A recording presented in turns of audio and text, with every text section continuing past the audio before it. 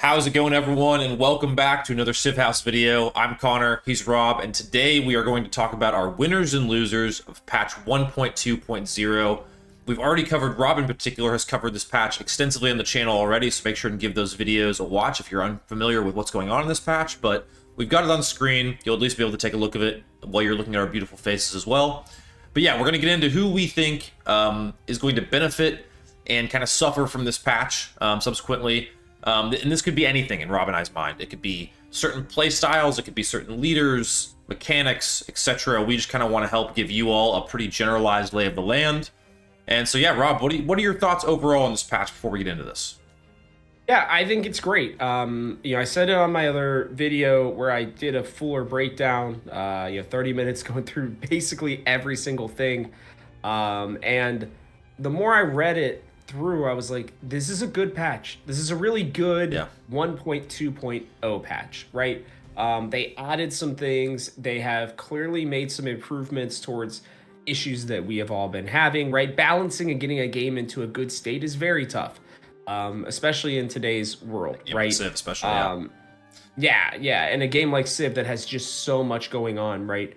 I really think it's solid. I don't think it's like game changing in the sense that it's going to be bringing everybody running back to play. I did talk about that. Sorry, last little plug here on my third DLC video where I was like, this is an important one. I still really believe that, by the end of the year, things are going to have to really start ramping up. But this is a good start. I like this patch probably a lot more even than I liked the 1.1.0. I know that there was some bigger things that people were asking for, but like this one feels like it's less obvious things, more, or I shouldn't say obvious, less expected things, but things that like they're paying attention and they're making the right changes. Yeah, I think it's a nuanced patch, I think is the way I would describe it, is that this is one that clearly is listening to the community. It's very direct in what it's addressing. And so let's hop right into it, I think. Let's start off with our winners of this patch. I can kind of start us off here. You can see on screen one of the marquee pieces of this patch is food and growth rebalance. So this is something that we've talked about a lot. I've recently put out videos kind of trying to make food work in a not in a multiplayer game, but in a game with Pocket Cootie in the mountains, and have really been enjoying kind of that off-meta playstyle. I'm really excited to go back to that playthrough now and see how that feels different, if it feels better in the mid to late game, kind of where food usually did drop off. So I think a winner here would be a leader like Pocket Cootie, absolutely. It was even mentioned by name in the patch here, you can see on screen. But I also think this is going to make leaders like Confucius, who may prefer a taller gameplay style, or just tall players in general. I think this is going to really reward you in the later parts of the game when you just have an unreal amount of specialists in your city, because you're going to grow, you're going to cap your growth quickly, and you're going to continue to scale and continue to fill in those spaces more and more densely. So I think for players who, may not enjoy the kind of wide play style that Civ 7 really has been known for so far, it feels like just as many tiles as you can own on the board is going to make you the strongest right now and make you feel, the best. I think this is kind of a punch back against that, and that's something I'm really excited for, because I don't necessarily just want to play expansionist, get as many tiles on the board as possible every time. So I think this will be a really nice quality of life change for players like me, and I think this is a huge win for just food in general in the game. Yeah, see, I like to play wide, but I do feel like if I ever occasionally do have the desire to do a full-on tall play game, that the food here is going to be great. I still don't think Pachacootie, is good. Yeah. I know, I say it wrong so often. It's awful. But yes. But I still don't think that Pachacootie is good necessarily. I think this takes him out of being terrible to being usable, is maybe the way that I would put it. I still have not played him in this sort of game, right? Like, I know the one playthrough I have of him, mountains feeling scarce, to say the least. Yeah. And so, it just makes it not as great for him. That being said, if you can get a very mountainous game, with Pachacootie, and if you can kind of play him all the way through till you get to Nepal, right? In that modern age, these food balance changes, I think, are going to help him immensely, to be honest with you. I think he is the king of it because there aren't as many mountains in these games, right? There's only so much you can do. It's like each mountain range you can really build one settlement on, right? This does allow, like you said, for taller players. So I do agree with you. I think he is getting, I think he and I'm, these are not my points that I was going to make yet, but I will say that I also think that Egypt specifically and Hatshepsut are getting some nice love in this patch as well, and I think that food bonus will be nice. But yeah, I gotta agree with you. Yeah, I think, and like, there's some unsung winners here too with it. Within the same conversation about food, food buildings, and then civs with unique buildings having to do with food. I think Tecumseh has I think it's his at least, that is a unique building that has to do with food. I could be wrong there, but Ashoka, I know, has some as well. yeah. So I just want to keep an eye. It's kind of unfortunate that we just did a tier list on leaders. I would be almost interested to go back to the drawing board on this and be like, well, how could this tweak some of these leaders that we maybe knocked because they're not utilizing a strong resource at the time? It makes me want to reevaluate that. But in any case, Rob, who is your main winner for this patch 1.2.0? Economic players. Sorry, I needed to say it like that because that's me. We got a nice big old bonus here. Those 10 extra resources are nice. The mixing up of resources is so nice. The resources themselves, like what they actually are, and all the additions that you're going to have. Getting our first yields of gold from a resource, Connor. Yeah. Like, huge, I think, for economic players, right? And especially the fact that they are then treasure fleets as well. They made treasure fleets a little bit easier. I saw some people on Reddit that were like, I still feel like treasure fleets are tough to get. Like, they're not supposed to be just walk over and you start producing them, right? Like, sometimes you're going to have to fight for that land. Sometimes, you are going to only find maybe one or two at a time, right? Like, there are different ways that you're going to have to play it, but I am very excited for these changes. It makes especially the exploration age feel a little bit more enticing for a player like myself. I still don't love treasure resources as a whole, Connor. I'm going to put that out there. I still think that that's not the optimal, or I don't know, it just doesn't feel like a fun way necessarily to play at times, the way they have it now. But these changes do help immensely. Even just having the icon so that you're not just sitting there like scouring the board being like, I remember my first couple times playing, and I think you can probably see it on my Let's Play that I was doing. I was like, what is this, a treasure resource? Is this a treasure resource? And it was just so hard to tell. So I'm really glad that they made these changes. I think as an economic player, it may end up making it so that that's the ideal legacy path now to go, to be honest with you, just because there are so many changes that are positive towards it.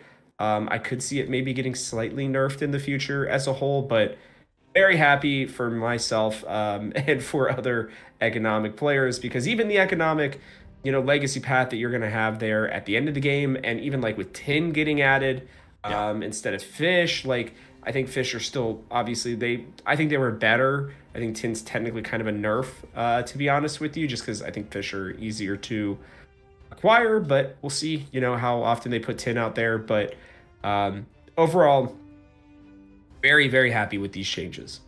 Yeah, I'm with you, Rob. I think this is a huge boon for economic players, and particularly in the exploration age. I think, with treasure resources now having passive effects, adding different resources to kind of qualify as treasure resources as well. I think on screen I've got it here. It is horses, furs, and rubies are now treasure resources. So nice. They're easier to get, they do more, and I think this really solves a problem that I had as the economic player, where I would go for the economic legacy path in Antiquity, which I feel like is somewhat easy to get. You just, stacking resources on a city, and that one's really important because it allows you to keep all your cities from Antiquity and exploration. But then I would usually, if it's like a curve, I would go away from exploration, or away from economic and exploration, because it just didn't feel as rewarding to go for treasure fleets. I would usually prefer to go for like science and exploration, to go, focus on yields, maybe culture to get some relics, maybe military, and then I would go back to economic in the modern age when it came to the rail station and all that. So I think this helps to give a more the ability, at least, for there to be a more constant economic playstyle, which is good. Yeah. It should help those players and those leaders and those civs feel stronger. So I think in another way of saying an unsung winner, it might be economic civs in the exploration age. Those civs getting a little bit of a benefit, whereas you might not have wanted to go with them previously because treasure fleets just felt so bad. Yeah. So yeah, I think it's a great one though. Honestly, anything else from you on that? No. Cool. I'm like I said. Yeah. I'm pleased. Yeah. I'm a happy boy over here with those changes. That's for sure. All right, well let's flip the coin to the other side here, and let's talk about who is not so lucky from this patch, because I think a lot of the things people are talking about with this patch are the high points, the changes in food, what we just talked about with the economy, a lot of the kind of benefits and buffs that have come through, but there are a significant amount of nerfs too, and in particular, I'll start off with mine. I think my biggest loser is actually my favorite leader, and that is Harriet Tubman, because of this diplomacy section right here. I mean, she got really nerfed. I mean, I'm thinking back to my first Let's Play with her, where I was just spamming the espionage actions. I was stealing civics and technology. I was just scaling so quickly through every age. As soon as I unlocked it, it just felt like I was like moving at 2 times speed from everyone else. And now that is significantly cut. I'll quickly read these. So this increased the penalty for being caught stealing technologies and civics from 50% of the base cost over 10 turns to 100% of the base cost for 10 turns. Doubly as bad, pretty bad. Increase the amount of time it takes to steal a technology or civic by 50%, so now it's longer as well. So longer and worse if you get caught, which happened to me all the time. Counter spy can now be used against any number of players simultaneously, so you're going to have people just counter spying everyone, and in particular counter spying Harriet Tubman. So that's going to make it harder. Added a 30% failure chance to espionage actions while being counterspied. Okay, so now it's 30% even more difficult. So it feels like Harriet Tubman, in my mind, goes from like an S tier leader to like a C tier or D tier. Like I think this takes her out of the game completely. I don't think I'm overstating that, Rob. I mean, dude, between her and the Mayans, bro, they went hard against them. It is like talk about being nerfed into the ground. Rereading this with you, and I think I legitimately think I said this. I was like, you guys will have to ask Connor. I don't know. I don't play diplomacy as much, but I mean, this is like huge nerfs, because it's like it should have just said we are attacking Harriet Tubman. Yeah, that's how they should have gone. I mean, and I think this, in a way, I mean, this is just going to change the way I consider influence to be used in general. I mean, I don't think as a player anymore I will do any espionage at all. I think in that context, it makes leaders like Tecumseh maybe a little better because he's going to use them for city-states. I think it makes Machiavelli that much better because he does not use his for that at all. Oh, he has been shot into the stratosphere with this patch. Yep.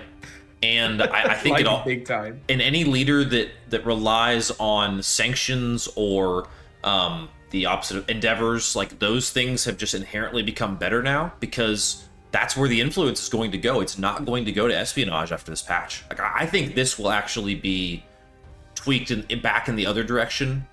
Oh yeah, in the next patch, because this feels way too severe in my eyes. So maybe it's huge. Yeah. Another quick little winner here, one that nobody's going to talk about because I don't know if I see anybody playing them, is that one Napoleon. Yeah. That's true. Good way to piss everybody off, man. Yeah. No, it's true. It's and then another way to use occasionally you'll influence. get lucky. Yeah. Yeah. So, yeah, as someone who really enjoys the espionage playstyle, I love Harriet Tubman. I love just kind of like sitting back defensively, in particular with that Mayan start where you can sit in vegetated tiles with the Jaguar Slayers. It's just such a cool, synergized start that felt really strong. Not so strong anymore, Rob. So that is my absolute biggest loser in this whole patch is as espionage. Well, I'm sorry for you espionage players. I'm sorry for you Harriet Tubman lovers. But my biggest one, Connor, is going to be Charlemagne and all the other cavalry, civs, and leaders. Obviously, you got like Carthage and stuff in the median cavalry. Like it's been a strategy. Everybody's been seeing it, right? Like cavalry felt very strong in this game. They clearly are. When they took away the requirement for horses for you to be able to even get cavalry to start with, everybody just got it, right? I think that was a very interesting change, one that I didn't even really process, Connor. I remember playing through my first couple games. I was like, oh man, if I want to play cavalry, I really got to go find some horses. They took that out, right? But they did come back and they made some small changes. But I think they're going to be pretty impactful. The production cost and maintenance of cavalry units has been increased. The production cost specifically by 10 production per age, which is going to add up. Yep. And the maintenance cost is increased by 1 in all ages. Now, this is not Harriet Tubman, end of the world. You can't probably even play her, like effectively at least, level of nerfing. But I was really surprised that they snuck this in there. You know, Yeah. I'm reading through all this and I'm like, okay, like, you know, this makes sense. And then it's like, oh, and we're nerfing cavalry units randomly. And I was Yeah. like, they are pretty strong, but I didn't think they were like unbeatable or anything. I agree, yeah. I think that this is going to take them from being really, really strong to being, or really strong, I should say, to being just strong-ish, maybe, Yeah. depending on who you're playing as. And I think Charlemagne is one of the bigger losers here, just because of the fact that, you know, you get those 2 cavalry units every time you're, you know, going through these celebrations, and even with things like llamas, right, being added for more happiness. It just feels like, you know, that +5 strength that you're getting per celebration is just not as strong anymore, right? And it's going to take you a lot longer to get them. I know you're getting the free ones, but you want to build up a full army. You're not going to be in celebration all the time. You can't just rely on that. You go with, I think, you know, full cavalry units. And it's just kind of a bummer, to be honest with you. You know, it's not the end of the world. They are my biggest loser in just the sense that, like, they're not Harriet Tubman level loser. That was probably the biggest one, I think. But it's probably this one. My other one that I was considering real quick, Connor, as well, was religion. Yeah. I love that they did just a tiny bit to religion, but still have done absolutely nothing for it. So you can take it either way, military for cavalry units or religion. But I really felt like, you know, that sneaky nerf of cavalry units was very interesting to me. And it feels like, you know, units like you know, leaders Yeah. like Charlemagne are the ones that are going to suffer the most. Well, I think this, to kind of dovetail off that, I think that, you know, Charlemagne into Mongolia is a really popular exploration age kind of avenue to go point. down. And I think that's even worse because treasure fleets are better. And so there's less incentive now to stay in your home continent and dominate that way because treasure fleets have been improved, at least slightly. So pair that with horses being worse, or cavalry units being worse, whatever. And it just feels way worse to play that combination than it used to. So I do think it's, maybe like you're saying, it's subtle. It's maybe not quite as levying as what happened to Harriet Tubman. But I do think that stacked with some other things, it is pretty significant. Like, I really don't think that you're going to be able to feel quite as invincible, especially in like a multiplayer setting, with Charlemagne, Mongolia, and the Exploration Age, right? So, yeah, I think all of this combined is pretty bad for cavalry units, even if, this is why patch notes are so interesting.